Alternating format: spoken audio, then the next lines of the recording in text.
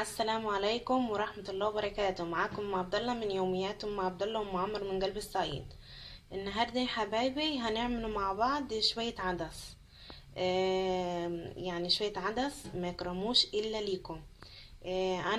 أنا غسلت العدس أول حاجة، وغسلته غسل زينة يعني، وحطيت عليه شوية مية، وحطيت عليه 4 طماطمات، وحطيت بصلاية. الموجود عندك حطيه، يعني لو عندك مثلا جزراية مثلا بصل زي البصل حطيه. وهيبقى جميل برضو، مش هيقول لا يعني. بس فانا خليتهم غلوا على البوتاجاز يعني وطابوا زي ما انتوا شايفين. اهو الطماطم باين فيه اهو طايب وكل حاجة. دلوقتي انا هعمل ايه؟ هحطهم في الخلاط وهضربهم بالبصل بالطماطم بكله. بس ما حطيتش ملح، ما حطيتش اي حاجه خالص غير الميه زي ما قلت لكم، وال4 طماطمات. بس مش كبار يعني، حلوين صغيرين متوسطين يعني، وبصلايه صغنونه خالص.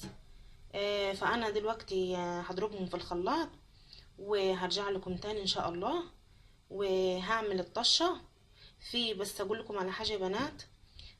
لو ما عندكش بصل يعني، اعملي يعني فصفصي شويه توم ودقيهم، وروحي حطي شوية زيت، وحطي التوم وحمريه وطشيه بشوية التوم. هيبقوا أحلى شوية عدس عملتيهم في حياتك، يعني أحلى من البصل كمان. بس عشان أنا معايا أولادي وجوزي بيحبوا بالبصل، فأنا دلوقتي هعمله بالبصل. يعني هجيب يعني 3 4 بصلات كده حلوين متوسطين برضو، وهقطعهم وهشوحهم واخليهم يحمروا كده، واروح طشاهم على العدس. وان شاء الله باذن الله هوريهولكم بعد ما هضربه في الخلاط وهرجع لكم تاني. اهو يا بنات بعد ما ضربته هيبقى بالمنظر دي. بصي يا بنات، في ناس ما بتحبش تحط للعدس طماطم، بيقول لك يعني يبقى طعمه، يبقى يعني لونه زي التجليه. فانا مش بحط كتير، يعني انا بحط مثلا اللي عندك طماطم متوسط، يعني 3 طماطمات على حسب. لو مش عايزه خالص براحتك، بس بيديله لون وطعم خطير يعني. فاحنا متعودين ان احنا نحطه فيه الطماطم. فحبيت اقول لكم يعني على حكايه الطماطم ده. فانا كده خلاص ضربتهم في الخلاط زي ما قلت لكم، وكده هعمل الطشه بتاعتهم. البصل زي ما قلت لكم هجيب 4 بصلات حلوين كده بس مش كبار.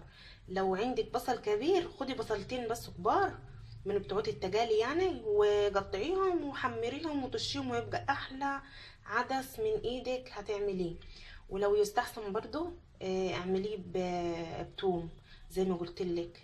تحمر التومه وتخليها تصفر كده، مش قوي يعني، وتروحي طشاهم على العدس وياخد لهم غلوه كده. والله العظيم هيبقى عدس جميل وطعمه فظيع وروعة، وهتشكروني عليه. بس فانا ان شاء الله كده هعمل بصل وهرجع لكم تاني. هاي بنات، حطيت مرقاية وخليتها تغلي على النار. حبيت اقول لكم يعني ان انا بحط المرقاية في العدس، وحطيتهم على النار وخليتهم يغلوا، والبصلة لسه على النار بتستوي. واول ما ان شاء الله كده البصلة تتحمر زي ما قلت لكم هرجع لكم تاني. وحطيت شوية كزبرة وحطيت شوية ملح. ظبطت الملح، وحطيت شوية كزبرة. وأول ما البصلة تحمر هنزل عليها بشوية يعني كزبرة ناشفة كده عشان تديلها طعم. وهطشهم معاكم بإذن الله، هطش العدس. اهو يا بنات كده قطعت البصلة. هما يعني 3 بصلات مش كبار قوي يعني متوسطين. وبعد ما قطعتهم رشيت عليهم شوية ملح، وخليت الزيت حطيت الزيت على الطاسة وحطيتها على النار، وخليتها يعني تسخن حلو كده. وهنزل بالبصل، وان شاء الله اول ما هتسفر البصلة كده وتحمر هوريكم وانا بطش العدس. يا بنات اهي البصلة احمرت معاي. هنزل بالبصلة اهي، بصوا اهي البصلة. هنزل بسم الله الرحمن الرحيم.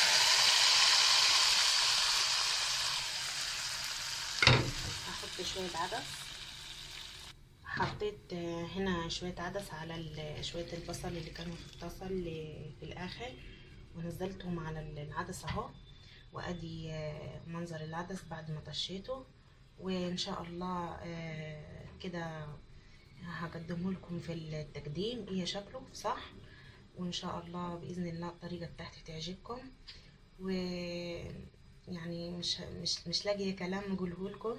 ان ربنا يخليكم ليا يا رب، وقناه تزيد بفضلكم، واوصل ان شاء الله لحلمي واحقق باقي الشروط ان شاء الله.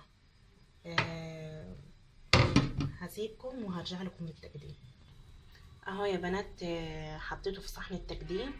وكانت يعني اخر الفيديو ده. يا رب ان شاء الله تعجبكم طريقتي.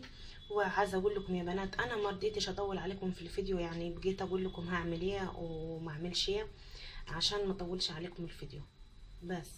وان شاء الله باذن الله تكون الوصفه خفيفه عليكم. انا عارفه كله عارف يعمل عدس، بس كل واحد وليه طريقته، وكل واحد برضو ليه برضو نفس في الطبيخ. فان شاء الله كده باذن الله يعجبكم طريقتي، واسيبكم في رعايه الله. والسلام عليكم ورحمه الله وبركاته.